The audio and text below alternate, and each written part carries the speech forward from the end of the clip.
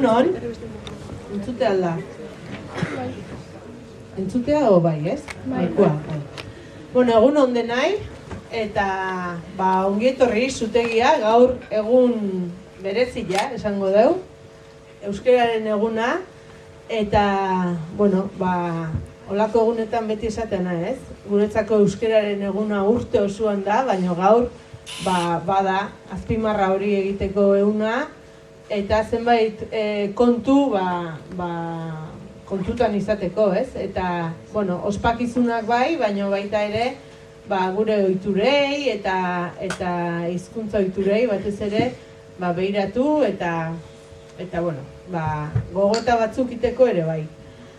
Gu gaur honean etorri gara euskararen eguna aitzaki hartuta, berri dugun proiektu bat aurkeztea. Duela urte batzuk, Arantzazu Aranburu, etorri zan noauara orritxo batzuk hartuta, kuaderno txiki bat hartuta, eta, usurbilen garai batean erabiltzen zian hizkerak, esamoldeak, hitzak, olako bilduma txiki bat nekarri zigun. Eta, gu seituan kontuatu ginen, ze gauza polita, ze balio duen, ez? Askotan igual ez gea konturatzen, baina hor herri bakoitzak, komunidade bakoitzak altxor bat osatzen juten da, ez? Izan ere, adibidez, noaua gure elkartearen izena bea ere, holako hitz bat da, ez? Noaua oso usurbilgo hitz bat da, eta bere garaian gainera, herritarrek proposatutako zerrenda luze batetikan aukeratu izan zan justu, laizte 30 urte ingoitu orduan. Garai hartan jaso zan, hitzura erabiltze zan, eta jaso zan, izen bezala hartu gendun elkartean, eta gaur baino, beira nola etorri dan, ez? Orduan, konturatu ginen altxorrura, Arantzazu jasotako altxorrura, nola baite jaso behar gendula, zerbait egin behar gendula, ez? Hitz batzuk esan bezala oraindikan erabiltzen dira, noauaren izena bezala, adibidez, izen formaia hartu zulako, baina beste batzuk, entzungo ditugun batzuk, erabiltzen dira. Baina beste batzuk, atzera ere gelditzen juten dira, ez? Nolabaite, igual gure guraso, aitonamonak, entzun ditugu, baina guk ja, ez ditugu erabiltzen. Guzti hori nola jaso zan urrengo buru haustia edo urrengo lana, ez? Gu, beti edo ohiturak, sartuta dakau nolabaite, idatzizko hori dala jasotzeko edo babesteko neurri garrantzitsun bat, ez? Idatzi eta jaso eta hori askotan esate deu.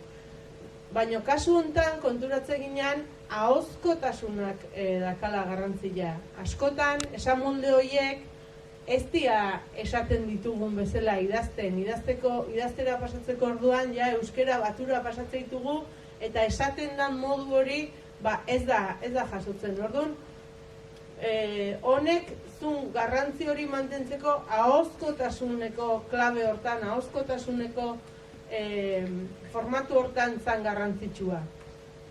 Beraz, batetikan nola jaso, eta bestetikan zertarako, zertarako azkenean mantentzeko, transmititzeko hitz horiek jaso ditugun guraso zein aitonamonen gandikan jaso ditugun hitz horiek, esamolde horiek, modu horiek, zuek gazteok ere erabiltzen jarraitzeko, ezagutzeko eta erabiltzen jarraitzeko. Orduan, nola transmititu zuen gana, nola iritsi zuen gana? Gaur egun, modu zuzen eta azkar bat, pantailak dira. Pantailak, sare sozialak, hor asko mugitzen zate. Gu ere klabe hortan jarri ginen. Eta, gaur aurkeztuko dizugun proiektu honetan, bada azkenean sare sozialen bidez edo pantailen bidez hitz horiek, Arantzazuk bildutako hitz horiek, usurbilen erabiltzen ditugun, genitun hitz horiek, jaso eta zuengana modu, arin, divertigarri eta fresko batean iristia da helburu. Orduan, proiektu honek helburu bikoitzoi du, eta, guri gustatzen zaigun bezala, edo gure baloretan jasota dugun bezala, Usurbilgo lagunekin, Usurbilko artistekin, Usurbilko zinemagile edo modu ontako proiektutan lagundu izan diguten lagunekin egin dugu. Beraz, eskerrak ere eman nahi genituzke, proiektu honetan parte hartu duten guztiei, batetikan Arantza zuri, esan duten bezala, baita ere Ugaitz Agirre, gidoilari moduan aritu da, eta Malen Arregi eta Malen Azpiazukin aktore lanetan ere bai, beraz, hirurei ere eskerrak eman hemendikan. Isabel Agirre Sarobe aritu da, zuzendari artistiko moduan, ze noski gauza bada hitz horiek jasotzea, baina gero gidoi batea pasa behar dira, gero antzeztu inberdia, eta prozesu hortan lagundu digu Isabelek, gero hemen izango da gurekin, eta hitz batzuk esango eskigu. Eta baita ere, Luz Jambrina errealizadoreari. Esan bezala, Usurbilko laguna, gure jire bueltan ibiltzen dianak, eta askotan bezala, Usurbilen bada artista edo sorkuntza munduan ibiltzen dian jende ugari, eta horiekin kontatu nahi izan dugu. Eta nola, noski, olako proiektuek bestelako laguntzak ere behar izate dituzte, laguntza ekonomikoak, eta udala ere eskertu nahiko genuke, batetikan gure proiektuarekin bat intzulako eta helburuak konpartitzagatikan, eta baita ere diruz lagundu gaituztelako. Orduan, eskerrak baita ere udalari, beste behin ere noauak ditun proiektuak eta herriontako degun proiektua besteagatikan, eta Maialen hemen dugu zinegotzia, Usurbilko udaleko zinegotzia, euskara zinegotzia, eta behar emango diot hitza. Ondenoi, eskerrik asko etortzeagatik eta gure gonbidapenai erantzuteagatik. Alaitzek kokatu du pixkat gaur zer egin asmo dugun, pixkat azken asteetan, azken hilabeteetan martxan eduki dugun egitasmo baten lehenengo aurkezpena egitea goaz, orduan gu ere gogotxuz, nola hartzen dezuen, sortu dian ikus-entzunezko euskarri hauek. Alaitzek pixka bat kokatu dut bere hortan proiektua egia esan, guk egitasmo helburu nagusia zen pixka bat Usurbilgo ahozko ondarea jasotzea, ezta? Askotan hitz egin izan dugu herri hizkeraz, Usurbilek ere badu bere herri hizkera, eta hori jaso eta edatzeko ahaleginetan nolabait kokatzen genuen proiektu hau izan zen udalean mentzat, ezta? Guk genuen gure egitasmoen artean ere ahozkotasuna sustatzeko lanlerro bat martxan jartzearen ideia, eta noauak egitasmoa aurkeztu zigunean, egia esan bete-betean kokatu genuen lanlerro honen barruan, eta benetan lehenengo saiakera edo lehenengo urratsen artean kokatzeko egitasmo politia iruditu zitzaigun. Baina justu Usurbilgo jende helduaren eskutik iriste zitzaizkigun euskerazko esamolde horiek batzeko zeregina dagokigulako, eta behin batuta gazteagoak diren herritarren artean zabaltzea, ezta? Piskat zubilan horiek egitea dagokigula uste dugu.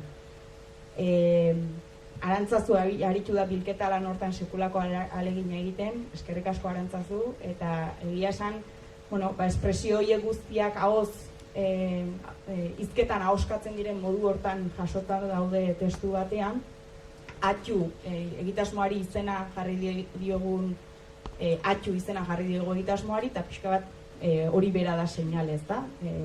Egitasmoaren seinale. Iruditze zitzaigulako, ahozko hizkera guzti honek, ikus-entzunezkoen bidez erresago landu zitezkela edo transmititu zitezkela, Eta orduan, gaur eskuragarri, edo gaur ikusgai izango dituzue 8 ikusentzunezko edo sketch labur, humorez josiak baita ere, aipatutako, Arantzazuk bildutako ahozko esamolde guzti horiek biltzen dituztenak. Alaitzek esan du pantailen garaian ere bizi gerala, denok gaude pantailak eskuartean inguruan dauzkagun mundu batean, eta egia da gure pantailetan euskerak ez duela gure egunerokoan edo kaleetan daukan presentzia aina, ez da? Pantailetan gutxiago ikusten ditugu euskerazko edukiak, eta gaur sortutako, gaur aurkeztuko ditugun pilula hauek ere izan daitezela mundu digital hortan euskerari egiten diogun, isurbilik egiten diogun beste ekarpen bat ere, askotan influencer, youtuber eta mundu digital hontan esan da bezala euskeraz jarduten diran herritarrak ez dialako asko, eta uste dugu euskerak ere baduela zertan ekarpen bat egin bertan eta ekarpen gaina divertigarri bat egin dezakela, ezta? Beraz, gonbidatzen zaituztegu baita ere, behin aurkezten dianean bideoak eta publiko egiten dianean, zuen sareetan ere zergatik ez zabaltzea eta komentatzea elkarren artean egindako lana, ez da? Oso sketch laburra dira, 8 izango dira, minutu bateko iraupena izango dute, bataz beste, orduan ea gustuko dituzuen, eta okerazpan hau gero aukera izango dugu behin bideoak ikusita, Arantzazu eta Isabelekin, proiektuan lanean aritu direnekin, elkarrizketatxo bat edukitzeko. Besteik ez, eskerrik asko.